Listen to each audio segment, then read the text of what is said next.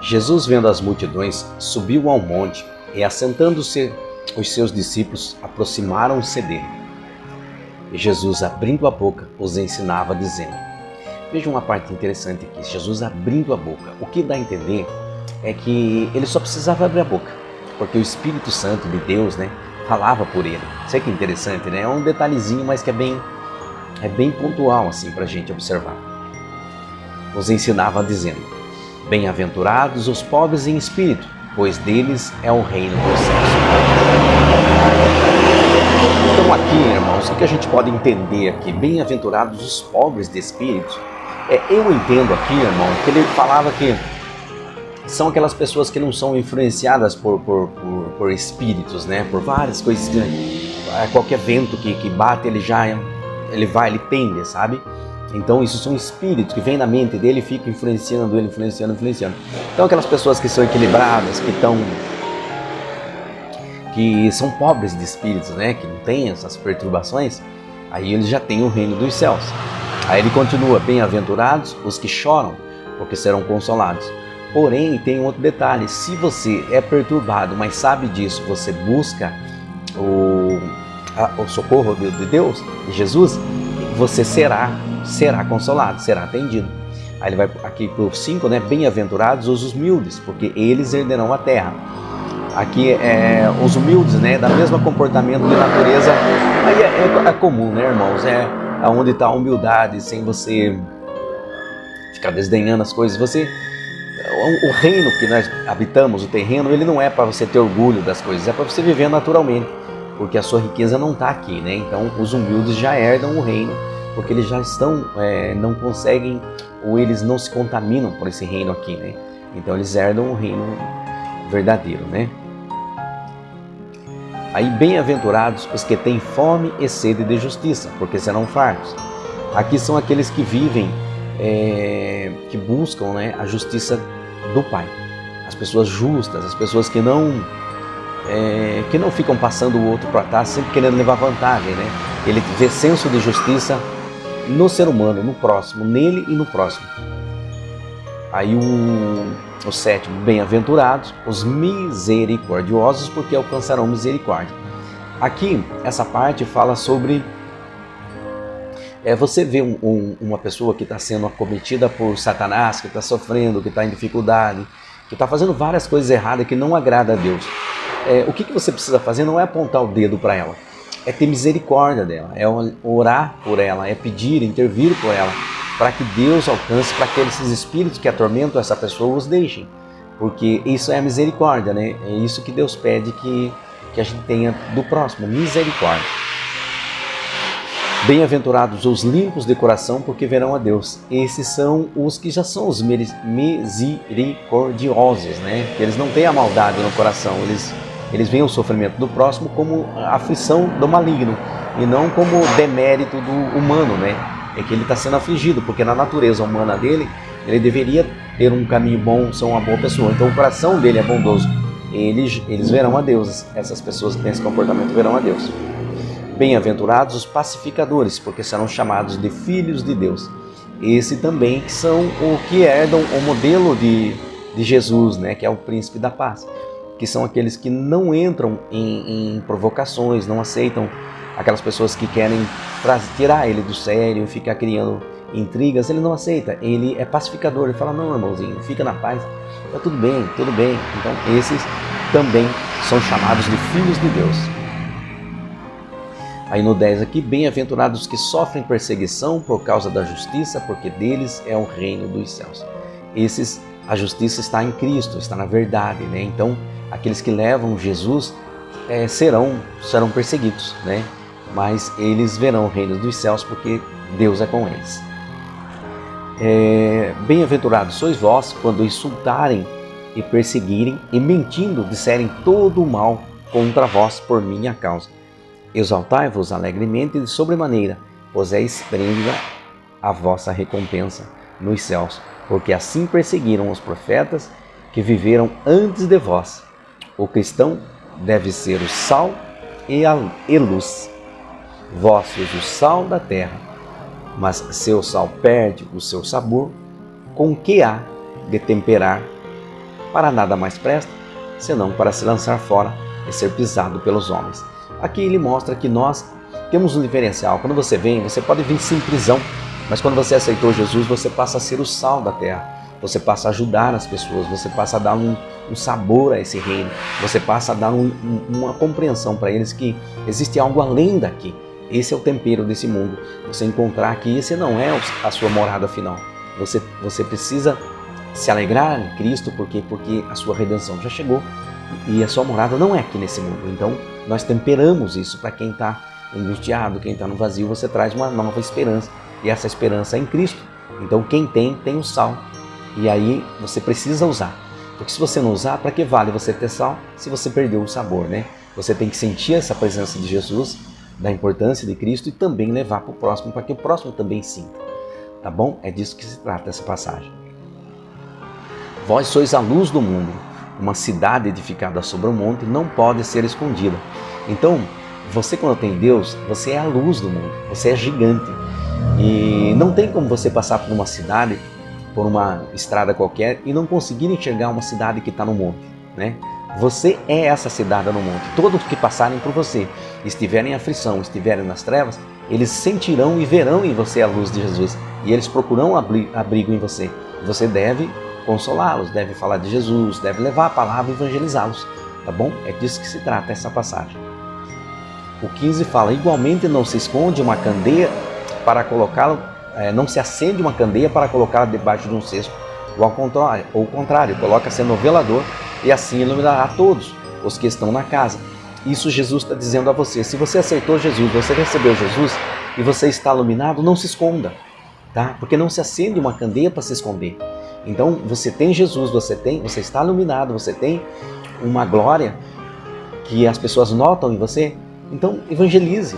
As pessoas vêm falar, você tem algo diferente em você. Você fala, olha, eu sou cristão, eu sigo o evangelho, olha, e aí você compartilha essa luz com ele.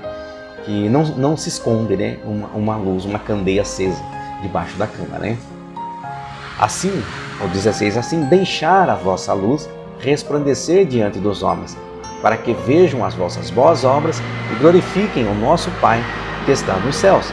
Aqui ele fala assim, se você tem Jesus, ande no caminho e faça as coisas conforme Deus espera de você, para que os homens que são os ímpios ou qualquer outro que não estejam seguindo Jesus, vejam o seu exemplo e queiram seguir, né? Dê o exemplo. A lei se cumpre em Cristo. Esse é o próximo tópico, né? A lei se cumpre em Cristo. Não penseis que vim destruir a lei ou os profetas. Eu não vim para anular, mas para cumprir. Com toda a certeza vos afirmo que até que o céu e a terra passem, nenhum i ou o mínimo traço se omitirá da lei até que tudo se cumpra. Veja, que interessante isso aqui. O que ele fala? Ele fala que ele veio para cumprir a lei. Mas por que ele veio cumprir a lei? Porque, olha, a lei não estava sendo cumprida. A lei estava sendo seguida, mas não cumprida. Ninguém conseguia cumprir a lei, porque ela era muito rigorosa para o homem natural. Então as pessoas seguiam buscando cumpri-la, mas todos, sem exceção,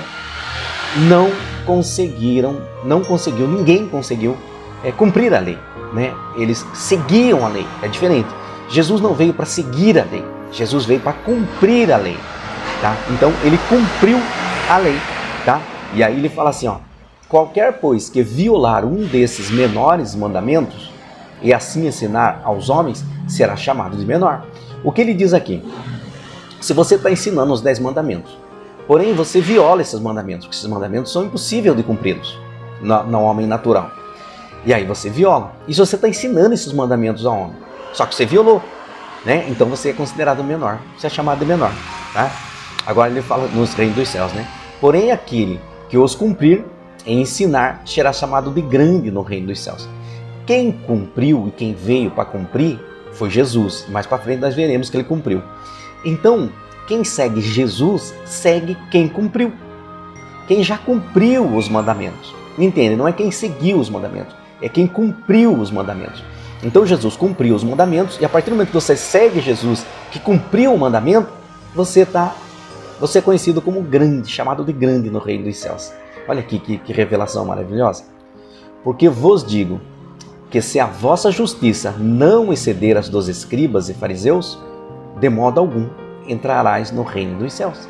Veja, aqui outra revelação muito forte.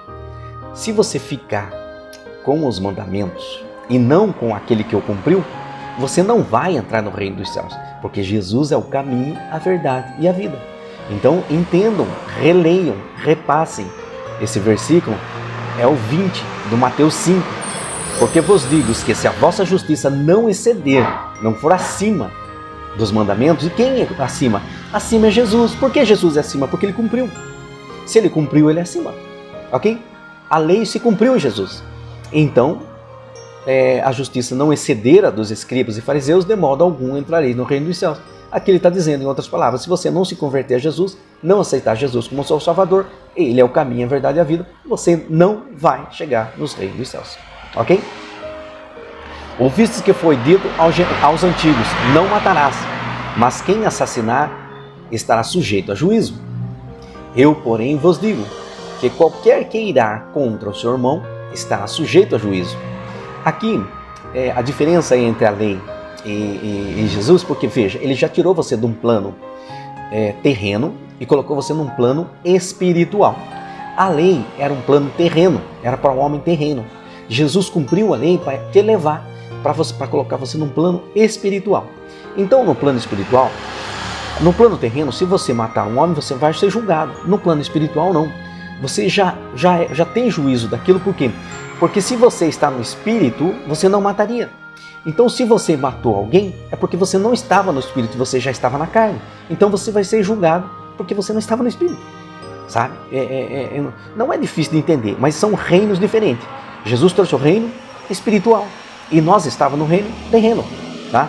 Olha, também um qualquer disser a seu irmão raca será levado ao tribunal, e qualquer um que chamar de idiota estará sujeito ao fogo do inferno.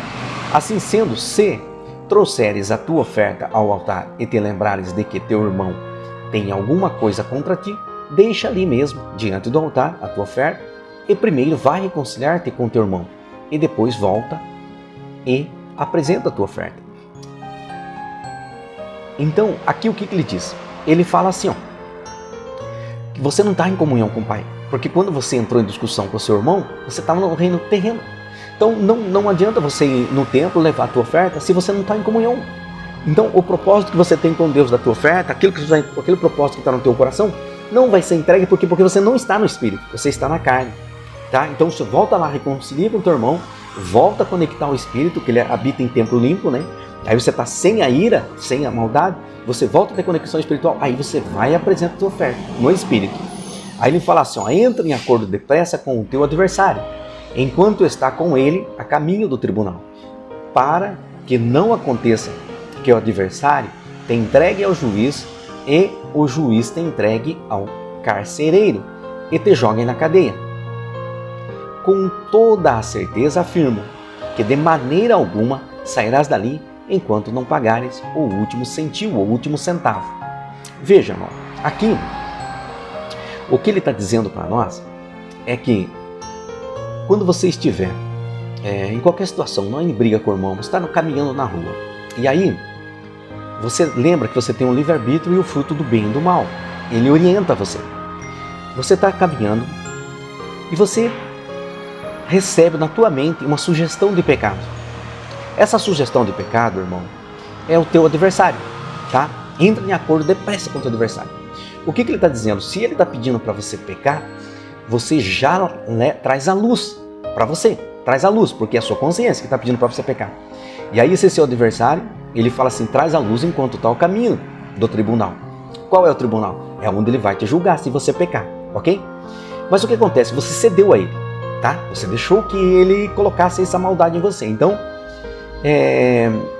ele vai... Aí ele fala assim, ó, para que não aconteça que o adversário te entregue ao juiz. Qual é o juiz? O juiz é quem vai te julgar nesse reino, nesse plano, né? Você pode falar que é o Satanás, mas é o próprio pecado, que é ele que é a consciência do pecado. Então você vai lá, ele fala, ó, vamos fazer um negocinho aqui, assim, mas fala, não, você não conseguiu vencer, ele convenceu você a fazer o pecado. Aí você foi, Ele foi ao juiz. Quem é o juiz? O juiz é a sua própria consciência de decisão. É aquela coisa que ele vai falar assim, faça ou não faça, você diz faça, daí você fez. Então o juiz decidiu, que é você mesmo, dentro da tua consciência. Quando você decidiu, você foi entregue ao carcereiro. Quem é o carcereiro? É a ação sua que leva você a pecar. É essa ação que está levando você à prisão. Então aquela ação tua é o teu carcereiro. Aí você executa o pecado. A partir do momento que você executa o pecado, o teu carcereiro te jogou à cadeia, te jogou na cadeia. A tua ação te jogou na cadeia. Aí, e qual é essa cadeia? É a prisão do pecado. Do pecado fica na tua consciência. Você está preso no pecado que você cometeu, ok? E aí a palavra fala, com toda certeza afirmo que de maneira alguma sairás dali enquanto não pagar o último centavo, o último centavo. O que vai acontecer? A sua consciência vai ficar te acusando. Então toda vez que você for buscar uma bênção, a tua consciência vai, mas você tem um pecadinho aqui, irmão. Você vai buscar uma coisa e dá errado, você fala, é por causa daquele pecado, Você não sai disso sem pagar o último centavo, tá bom? Aí vamos para o próximo aqui, adultério no coração. Ouviste o que foi dito, não cometerás adultério. Eu, porém, vos digo que qualquer um que olhar para uma mulher com intenção impura em seu coração, já cometeu adultério com ela. Veja, isso, irmão, também é a mesma coisa. Jesus veio para trazer para a gente o mundo, o reino espiritual. Se você está no reino espiritual, a criatura, a mulher que é o sexo oposto teu, é uma pessoa comum. Você está no espírito, você não tem desejos, você entendeu? Você está em conexão espiritual. Então, o que ele diz aqui, se você teve o desejo carnal, você já está em pecado. Por quê? Porque você saiu do espírito, você deixou o espírito. Porque se você estivesse em espírito, você estivesse em comunhão, você não estaria nem pensando nisso. Então o fato de você estar pensando nisso já é amputado em você como pecado pela ausência do espírito, pela falta de comunhão. Entendeu, irmão? Aqui, ó, se o teu olho direito é um 29, Mateus 5, 29, se o teu olho direito te leva a pecar, arranca-o e lança-o fora de ti. Pois te é mais proveitoso perder um dos teus olhos, um dos teus membros, do que todo o teu corpo ser lançado no inferno. Aqui é a mesma coisa. Se você não consegue deixar de ir para o mundo terreno, pecador, e perde a comunhão com Cristo por causa de um olho, é melhor arrancar esse olho. Por quê? Porque você vai ter vida eterna. Agora aqui nesse reino você já é morto no reino terreno. Com 2 olhos ou com um você já está morto, entendeu? É melhor você ficar vivo com um em Cristo, no Espírito, tá? Se a tua mão direita te fizer pecar, corte-a. Atira-a para longe de ti, pois te é melhor que um dos teus membros se perca do que todo o teu corpo seja lançado no inferno. Ok? Da mesma maneira que o olho, a mão direita também. Se ela está te fazendo pecar, cancele ela. Tá? O que Deus diz, o que Jesus sugere. Cancele, faz de conta que você não tem a tua mão. Ok? É melhor você cortar a tua mão direita do que você pecar. Tá? Então, vocês sabem do que Deus está falando aqui, tá bom, irmãos e irmãs? Vocês sabem do que Deus está falando aqui. São os pecados carnais, tá bom? Aí nós vamos aqui para o próximo, que é o casamento é sagrado. 31. Foi dito também, aquele que se divorciar de sua esposa deverá dar a ela uma certidão de divórcio. Ok? Isso na lei terrena, a lei de Moisés. Eu, porém, vos digo, qualquer que se divorciar de sua esposa, exceto por imoralidade sexual, faz com que ela se torne adúltera. E quem se casar com uma mulher divorciada estará cometendo adultério. Aqui, se ela te trair, tá? Vamos rever aqui. Se ela te trair, você pode deixá-la. Porém, você deixá-la simplesmente sem o motivo, você é responsável pelo pecado dela, inclusive. Por quê? Porque o homem e a mulher foram unidos em uma só carne. E o homem é a cabeça da relação. Então, se você toma a atitude de deixá-la, você ainda carrega os pecados que ela cometeu dali para frente. Tá? Porque não foi ela que traiu você para você deixar. Então, o peso aqui, como cristão, ele é muito grande. Irmãos. Então, num casamento, tem que ter uma consciência muito, muito tranquila para casar, para que você não deixe da mulher simplesmente porque você resolveu achar outra, resolveu... Não, você tem um compromisso e esse compromisso é laço espiritual, tá? Aí nós vamos lá para os votos e juramentos.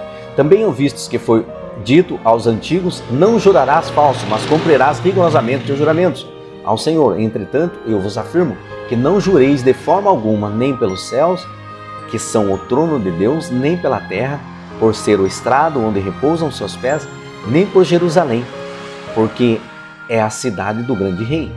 E não jures por tua cabeça, pois não tens o poder de tornar um fio de cabelo branco ou preto. Seja, porém, o teu sim e o teu não, não. Teu sim, sim e o teu não, não.